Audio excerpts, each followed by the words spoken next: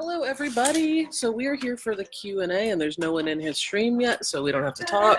That's great. Oh no. I'll pull up the Where do we want to sit? to fit all So of you us. started the stream? Can we fit? I started. Oh, mosquito bites. I think we can fit. I'll be here. All right. And let me I'll just pull scoot this right one in. over here. Yeah. Sounds really good. Okay, good. Hi, everybody. So today, in addition to the Unicode talk, thank you, Craig. Leah, Liv, and I are here to do a Q&A, so any general questions you have about language documentation and revitalization, we're here to answer them. This will be an informal question session here from the International Conference on Language Documentation and Conservation. Let's show you where we are. Here at the University of Hawaii.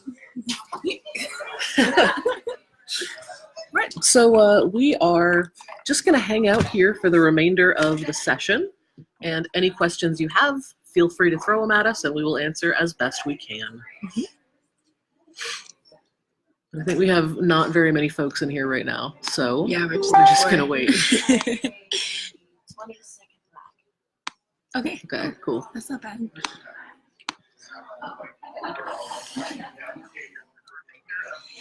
Yeah, so this conference is held every 2 years, and this year we have 481 people here, all loving endangered languages and talking about them. So it's been really exciting.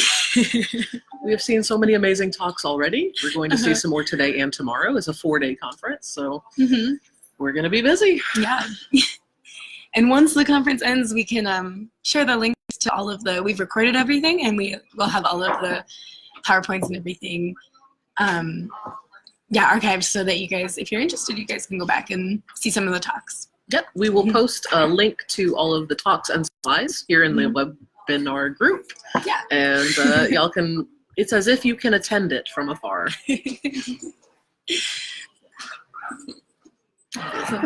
So if anyone has any questions, general questions about language documentation, the conference, the webinar, just let us know. Yep. Yeah. We'll be hanging out. Guess we can just have a conversation amongst ourselves about language documentation. That'd be wonderful. Yeah. We can talk about what it means to us, how we got into the field. Yeah. How did you get into language documentation, Liv? How did I get into language documentation? It started with discovering what linguistics is when I was an undergraduate at the University of Pittsburgh.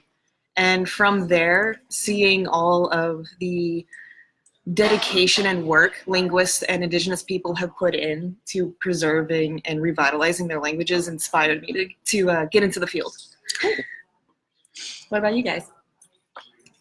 Kind of the same thing. I was in a class in undergrad, and I learned that there were languages in Greenland, and I was like, that's really cool. I didn't know that. I want to know more about these languages I don't know about. Nice. So, yeah, I guess it was similar for me. I took a field methods class as a linguistics undergraduate, and our consultant was a speaker of Kinande from the Democratic Republic of the Congo, and he was just this really dedicated language activist. And so I would go and I would do my dumb little grammatical elicitations, but afterwards we would chat about like his dreams and his plans for his language. And it was his passion that got me thinking, like, this is something worth doing with my life. If there are people who could use the skills I'm acquiring in school for something that's so deeply meaningful to their community, then what else am I going to do with these skills I'm learning as a linguistics major? There's no other more worthwhile way to deploy this knowledge. Exactly. So, It seems like the most, if you're learning linguistics, this is what you should be learning, because it's directly applicable to helping a lot of people. And that's exciting. And as an English speaker from many generations of English speakers, my own community does not need my linguistic skills particularly. So I'm in a position where the best thing to do seems to be working with other languages where possible, when we're wanted. Yeah. So do we want to talk about what ICLDC is and where we are? Yeah. Why are we here? Why are we all here? Well, this is one of the largest conferences on language documentation. I don't know of any others that are specifically focused on language documentation. I may be wrong though. And it's just really interesting to see. We have people from all over the world. We're meeting people from Australia and a lot of people from different communities around North America and the Middle East. And it's such an awesome opportunity to meet people from areas you've never met and hear languages you've never heard. There's a lot of encouragement to speak your own language, and it's really exciting. Yeah, and there's a huge Hawaiian delegation. I'm hearing a lot of Olelo Hawaii. It's great. Yeah. And, and it's really wonderful to see all of these different efforts all over the world, different methods, different goals, but all with the same idea of strengthening language. Exactly. And so it's a lot of people learning from each other and getting ideas for work in their own communities from people maybe across the globe, using methods that maybe one community would never have thought of. So there's a lot of like cross-pollination of methods and ideas and just sort of support and encouragement. And it's really wonderful to be here and see that. Yes. Yeah. Absolutely. It's a very feel-good conference for the most part. Yeah. Also, please feel free to ask any questions within the comments, and we will see them and answer them as it comes up. But until then, we can keep talking about just what it means to us and how we got here, ICLDC. It's just been a fantastic weekend so far. Yeah, it's a great conference. Everyone should come to this conference if they can someday, if possible, if you can get to Hawaii. The next one will be in 2020, right? 2021. 21. Oh, it's 2021. every 2 years. Yeah. Hello, Adeline. Cheyenne Country from Montana represent. Yes. There's a lot of people from Montana here. Yeah. Actually, we have a lot of the Blackfeet community. Yeah. Hope you can join us next time in 2021. Yeah. What are you guys' favorite papers you've seen so far? Have you seen good talks? Yes. Lots. Yes. Yeah, there's been so many talks. My favorite one was about, perhaps you were there too, it was a woman talking about using traditional methods of traditional instruments and methods of making music to analyze language. And so she was studying a tonal language in Burkina Faso and studying I think it was called the balafon. Perhaps this is in where you work too. By studying the balafon, it was able to help her learn about the tones in the language and different patterns within the language. And that's really cool. Yeah. So if any of you guys are thinking about documenting music as relates to language, that is a really exciting research topic. So if you love music, you're interested in doing documentation of language and music, it's a great idea. We would love to hear about it. Yeah, there's a lot to look at there.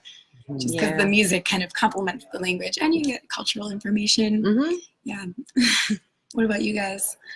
My favorite talk so far was a talk by an indigenous group talking about how they used prot to try to help them see their pronunciation, because they are heritage speakers and trying to learn more, but they were doing too many glottal stops or doing too many other types of stops or other linguistic features. And it was interesting to see how they used prot, which is a tool to see a visualization of sounds, using it to see, oh, I'm making my vowels too long. And now I can understand what my teacher is telling me to do to try to make it better. And I thought that was just really fascinating. That is really cool. I think there was an article about that in the Language Documentation and Conservation Journal, which you should check out if you're interested in academic-ish writing about language documentation. But yeah, cool. That sounds like a great talk. It was great. I think my favorite one so far was it was a fun talk, but an important talk about using pop culture for language revitalization purposes. So I don't know how many of you have seen Star Wars in Navajo. That's been out for a few years. I think they put it out in 2013 or 2012. And it's been making the rounds, and other languages are beginning to dub the original Star Wars trilogies into language. And so it was a talk about how sort of to get youth involved and engaged and excited about language revitalization using pop culture, using memes and movie dubbing and that kind of thing. I saw a table yesterday where people were using AR, interactive reality, on a phone to try to promote interaction with language. Oh, It was cool. really cool. Yeah. Trying to get children involved and more interested. Yeah.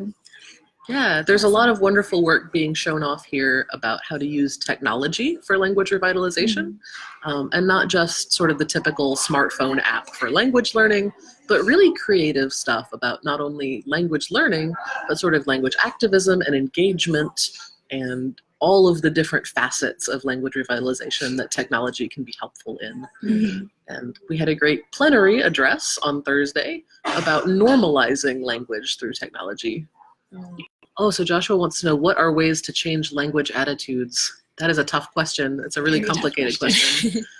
It depends on your community and your broader cultural context, what country you're in, what the area of the country is like for you, and what the community's attitudes currently are. Yeah, so I think it depends on knowing the attitudes that exist really well and knowing sort of the historical context for those attitudes. So if people are ashamed to speak language, why is that? What has happened in the past to cause that?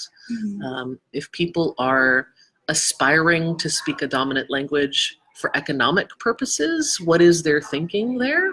So in the community where I work in Cameroon, a lot of parents aren't transmitting their language to their kids, only French, right? The dominant national language, because there's this idea that if you teach your kids your language, they will be worse at French.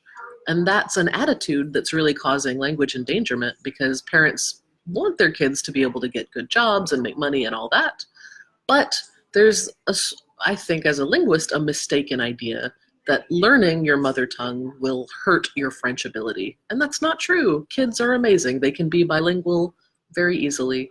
And so you have to pick which attitudes are most important to change within your own community for the purposes of language revitalization and maintenance. So if you find there's an attitude like that, you might start by doing awareness raising about, say, bilingualism in children. You might start saying, listen, here's some research that is out there about how kids acquire languages, and they can easily acquire their mother tongue or mother tongues as well as a dominant language without much problem, because kids are very good at languages.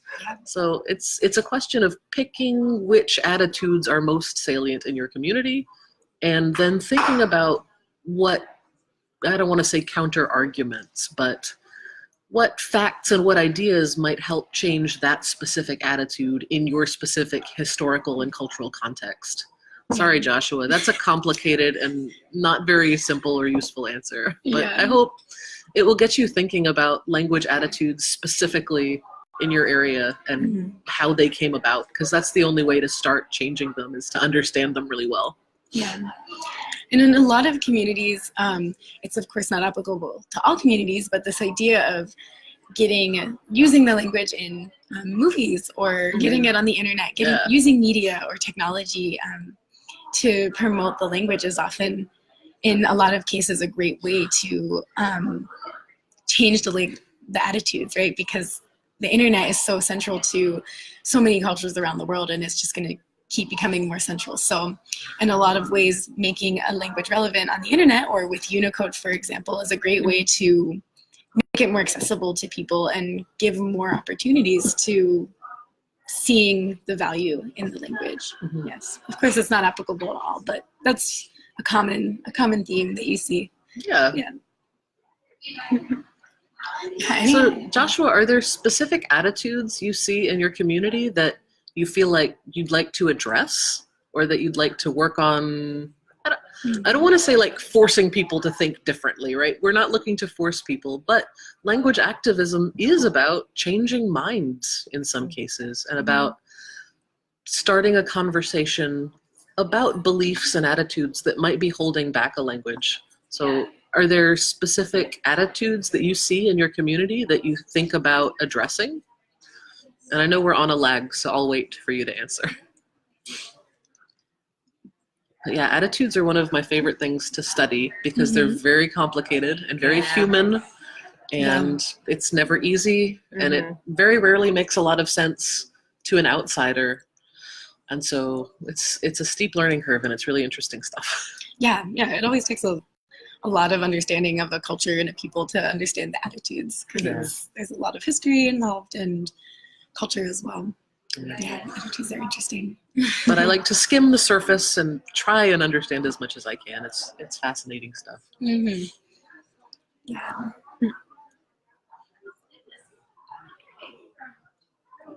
Maybe Joshua is typing. So, any other questions, just throw them at us. I think we'll be here for another 10 minutes or so, till 10 a.m. Hawaii time, and maybe 1 a.m. Somebody was talking to us at midnight in Georgia, I think. So Yeah. respect to anybody who shows up in the middle of the night for these webinars. You guys are amazing. Once again, we have 2 from the Philippines. Yeah. They're how many hours behind us? 5 or ahead of us, I guess. Yeah, it's like 3 in the Oh, morning in the yeah, Philippines or Dateline. something. Yeah. So much respect to everybody who joins from the Philippines. Yeah.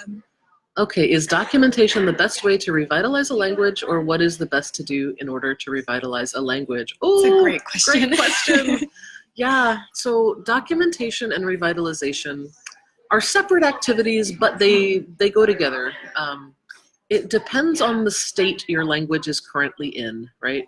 So if you are in a situation where you have only a few speakers and they're elders, you want to start with revitalization, but documentation is a safety net, as somebody phrased it yesterday. It takes a lot of time to create new speakers in a lot of cases. And so if you have good documentation, the time it takes to create new speakers may see some of your speakers pass on. And in that case, documentation is sort of a backup plan to have resources to keep on creating new speakers, to keep on spreading the language, even if you have very few living human speakers. So I wouldn't say documentation is the best way to start revitalizing a language. It's a separate activity that's both a safety net and a good complement to revitalization, right? Because with documentation, if you have folks who want to learn, documentation can be a way for them to practice. They can listen to the recordings that exist. They can learn maybe some words, some grammatical structures that they wouldn't otherwise get. But if your language is in a position where you do have a fair number of speakers and you can learn to speak from other human beings, documentation is not necessarily a prerequisite to revitalization. You can jump right into revitalization at any point. But again, it varies in every case. Every language has a different situation.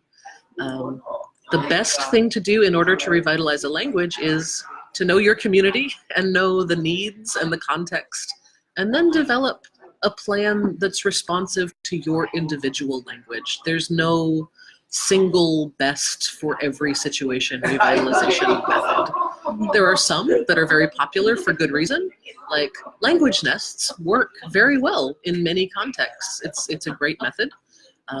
Mentor apprentice programs work very well in many contexts. Formal educational programs can work great, but it depends on your language context. So if you want to tell us more about your language situation, we can help you brainstorm some ways that have been shown to work in similar contexts. Yeah. Oh, Joshua answered about attitudes. All right.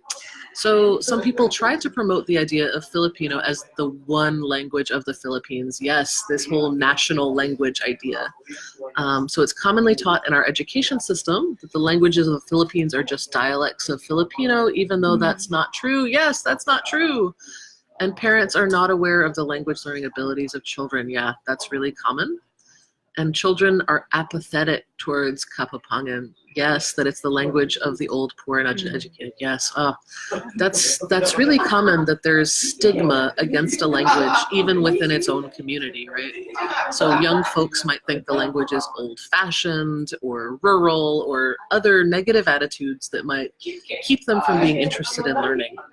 And so on that front, on sort of the stigma and negative attitudes among young folks, that's a situation where direct outreach, especially from another young person, can go a long way. So if you are like, hey, I'm a young dude too, and I'm telling you, actually, our language is cool. It's not just for old folks, right? Sometimes youth to youth messages go a lot better than, say, an old person saying, you should learn our language, you whippersnappers. in finding ways to integrate the language into things that younger people would be interested in. So what activities do the younger people like? What platforms are they using to talk to each other? How can they text in their language? So being able to integrate the language into a way that young people can use it in a young and cool way makes it really helps a lot to change their attitudes. Yeah, but as far as the idea of Filipino being the only language of the Philippines, that is some high top level, national level language policy and language ideology stuff. And that takes a long time to change. International efforts like this International Year of Indigenous Languages can cause government level bodies to reconsider their policies, to pay a little bit more attention to language diversity, to support the languages within their nation. But that's something that's difficult. It's more difficult to do from the individual grassroots level, is to change top level government policies. That takes resources and connections and time and a lot of work.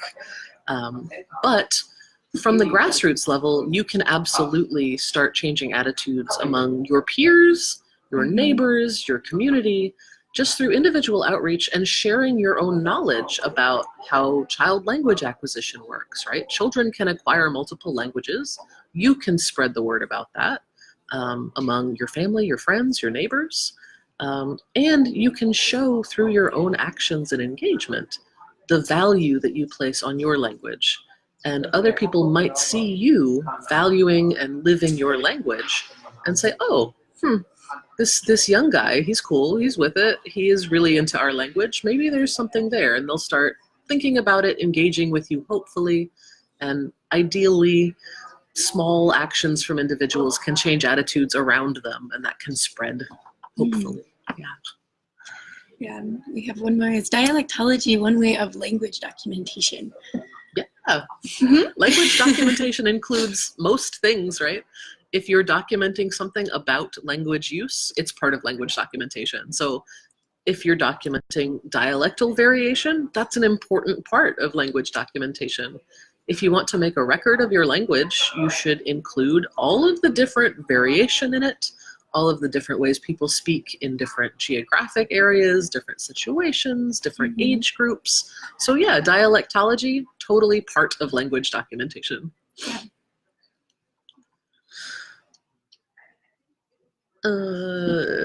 Other questions? We have maybe 2 minutes, a couple of minutes left, yeah.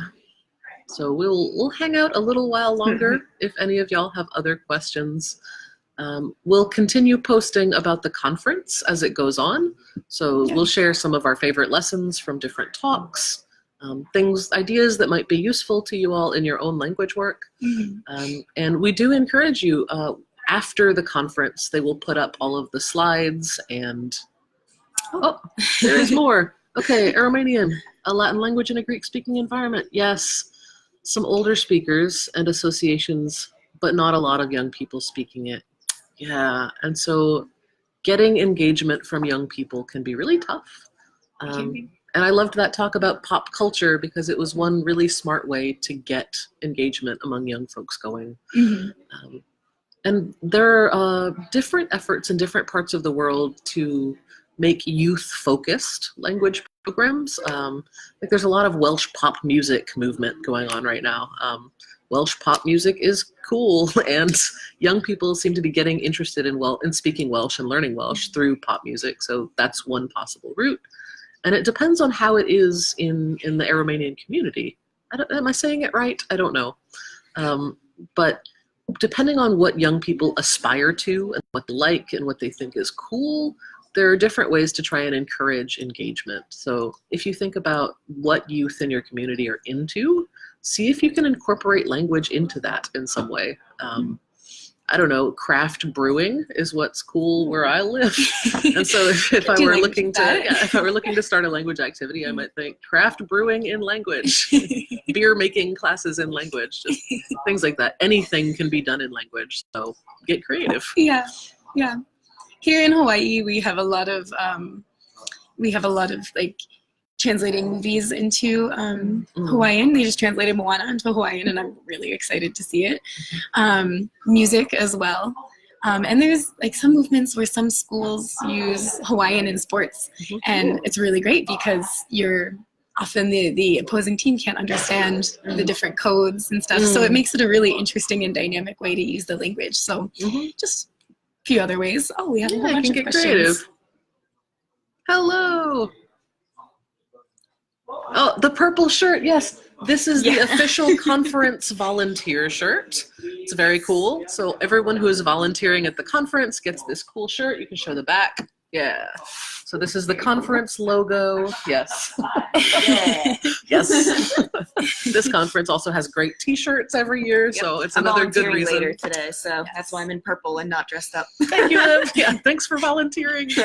Yeah. Purple was a good color choice, though. Yes. It was. A huge. They're very stylish this year. Yeah. Yeah, and it's good to all be here together in person. That's rare, but all of the Hawaii linguists are here together, so it's nice. Yeah. So I think we're pretty much out of time. I think we are all going to go see some talks about language revitalization and documentation and learn some more so we can share with you all. It was great to talk to you guys this morning, and if you have any questions that we weren't able to get to this morning, just post them in the group and one of us will answer as best we can. Yeah, So, we'd be happy to. Yeah.